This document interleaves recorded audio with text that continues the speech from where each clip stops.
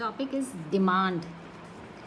What is demand? Basically, demand for a commodity is the desire to buy a commodity backed by sufficient purchasing power and the willingness to spend. First of all, A part is the desire, इच्छा होनी चाहिए आपको कि मैं ये चीज़ खरीदूं. उसके साथ साथ आपके पास सफिशेंट परचेजिंग पावर होनी चाहिए, आपके पास मनी होना चाहिए उसको खरीदने के लिए.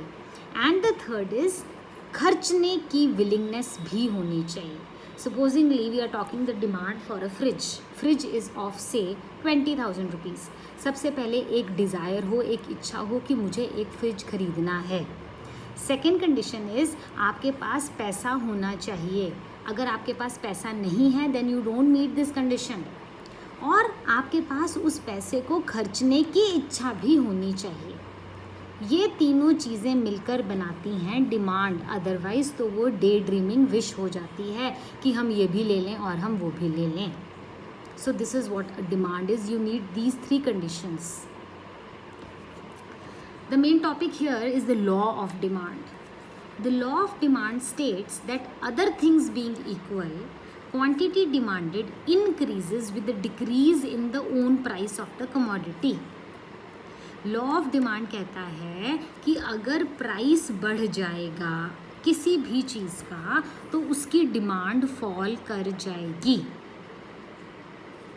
और अगर प्राइस फॉल कर जाएगा तो डिमांड बढ़ जाएगी. This is law of demand.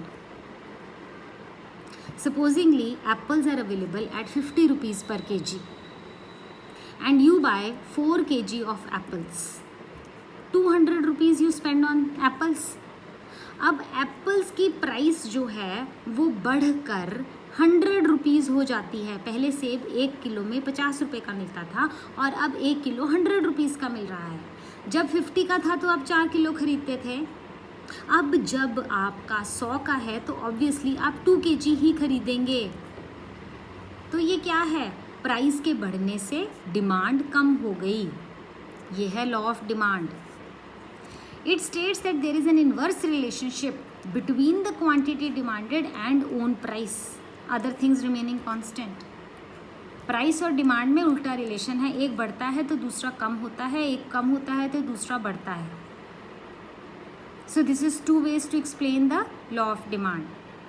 You must have notice that we say other things being equal. Law of demand में हम सिर्फ price of that commodity and demand of that commodity discuss करते हैं. बाकी सब चीज़ें जैसी हैं वैसी ही रहें. इसका क्या मतलब है? Let's see what is the meaning of other things being constant. Other things remaining constant means the assumptions of law of demand. जब हम लॉ ऑफ डिमांड स्टडी करते हैं तो ये चीज़ें जैसी हैं वैसी ही रहें, ये नहीं बदल रही हैं. सिर्फ उस कमोडिटी का प्राइस बदल रहा है, सिर्फ प्राइस बदलेगा और कुछ नहीं बदलेगा. तो ये कहलाती हैं assumptions. Other things remaining constant. The first assumption is income of the consumer. There should be no change in the income of the buyer. Price बढ़ा या प्राइस कम हुआ लेकिन जितनी इनकम उसकी थी उतनी ही रही. Income of the consumer does not change.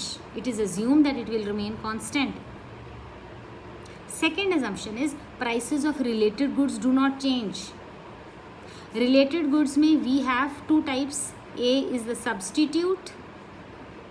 Okay, substitute जैसे चाय और कॉफ़ी. जब हम चाय की प्राइस और चाय की डिमांड की बात करेंगे तो कॉफ़ी का प्राइस उतना ही है जितना पहले था, वो चेंज नहीं हुआ. B part is the complementary. Complementary क्या होता है? जैसे car and petrol, ink and pen. जब हम पेन की डिमांड की बात करेंगे तो इंक का प्राइस नहीं बदला. We shall be making a separate video for the explanation of substitute and complementary goods. You can refer it to that. Third assumption is taste and preferences of the consumer remain constant. जब हम law of demand discuss करते हैं तो price fall हुआ, जब नहीं fall हुआ था तब भी लोगों का वही टेस्ट था, और फॉल हो गया तब भी वही टेस्ट था. ये सब वही रहेगा, सिर्फ प्राइस बदलेगा. Fourth is consumer does not expect any significant change in the availability of the commodity in the near future. जब हम लॉ ऑफ डिमांड डिस्कस करेंगे तो जो मार्केट है वो वैसी ही रहेगी।